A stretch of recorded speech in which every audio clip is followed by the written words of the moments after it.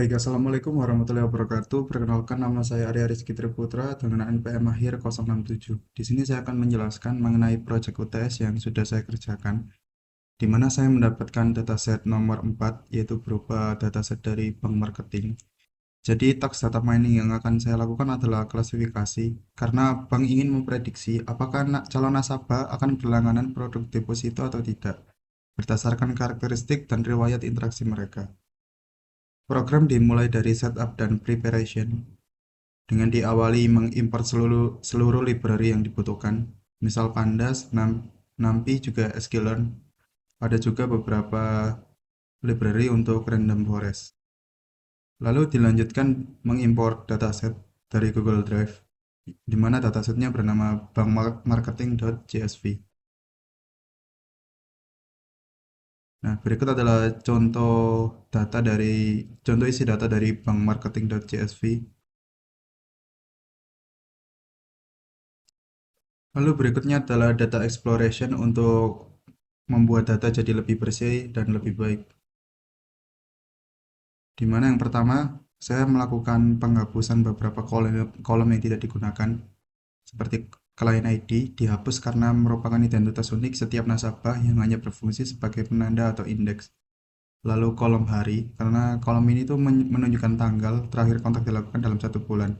Informasi ini bersifat administratif dan tidak mencerminkan karakteristik nasabah. Juga ada duration. Kolom ini berisi lama waktu kontak terakhir dalam detik. Meskipun secara statistik durasi panggilan sering berkorelasi dengan hasil kampanye nasabah yang berbicara lebih lama cenderung berlangganan, nilai ini baru diketahui setelah panggilan berlangsung. Jadi kolom-kolom itu akan saya hapus. Sebelum itu saya akan menunjukkan dulu beberapa kolom yang ada dari client ID, age, job, marital, sampai outcome juga ada targetnya di sini.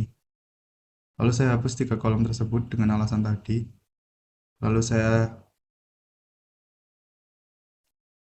lalu saya cek kembali apakah udah benar-benar terhapus atau belum. Tahap berikutnya adalah menghandle missing value. Di sini jika saya run akan muncul beberapa missing value dari masing-masing kolom, di mana age ada 32, marital status ada 232, dan kontak ada 104. Di mana saya melakukan beberapa imputation mulai dari age. Untuk age ini saya isi 0 untuk mendeskripsikan tidak diketahui karena dia berupa numerik. Lalu untuk marital dan konteks saya isi unknown karena statusnya di sini saya benar-benar tidak tahu. Lalu saya cek kembali apakah masih ada, dan di sini udah 0 semua, artinya semua kolom udah terisi datanya. Lalu ada replace value, di mana ini merupakan kolom target yang yes akan saya isi 1 dan no akan saya isi 0. Lalu berikutnya adalah handle duplicate data, di mana ini cukup banyak data yang duplicate, jadi perlu dihapus terlebih dahulu. Lalu berikutnya adalah cek splitting dataset, yaitu jumlah nilai kolom Y yang bernilai 0 dan bernilai 1. Dimana ini datanya cukup tidak proporsional dan tidak seimbang, jadi perlu saya lakukan undersampling dengan menghapus kolom 0 agar hasil nanti jadi lebih baik. Dimana sekarang jumlahnya sama, 1 bernilai 5289 dan yang 0 juga sama. Lalu berikutnya adalah uji skenario dari pre-processing hingga modeling, di mana skenario pertama membagi 8:20, lalu encoding dengan level encoding, normalisasi dengan robust scalar, lalu model menggunakan random forest classifier, dan dilanjut sampai skenario terakhir, yaitu splitting rasionya 7:30, level encoding, robust scalar, dan menggunakan XGBoost classifier, di mana semua algoritma ini merupakan algoritma dari varian random forest.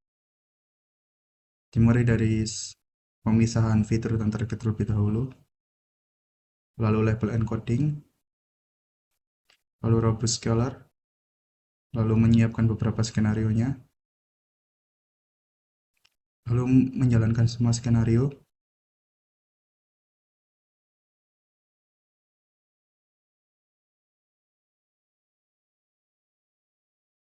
lalu kita akan melakukan evaluasi.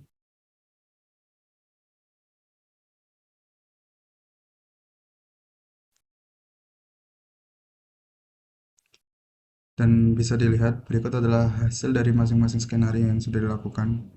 Dimulai dari skenario 1 menggunakan splitting data 8:20 dengan random forest classifier, akurasinya 0,6, presisinya 0,7 dan recallnya 0,6 serta F1 skornya 0,6.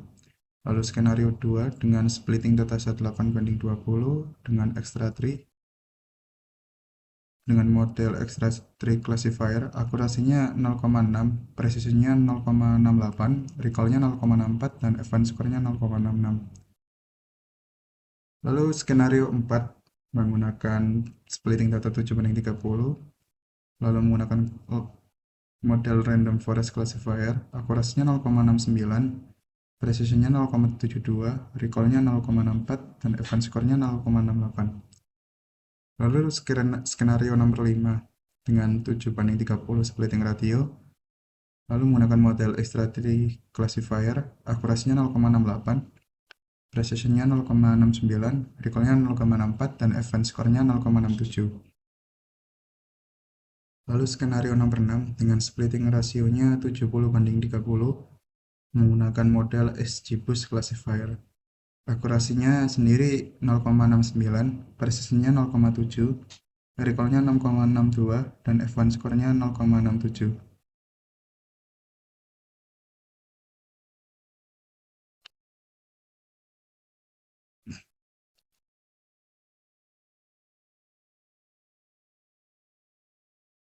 Nah, di sini kesimpulannya adalah skenario yang saya pilih adalah skenario nomor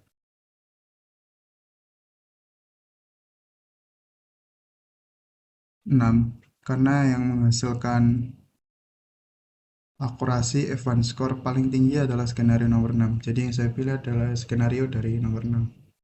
Mungkin sekian apa yang bisa saya sampaikan, kurang lebihnya mohon maaf. Assalamualaikum warahmatullahi wabarakatuh.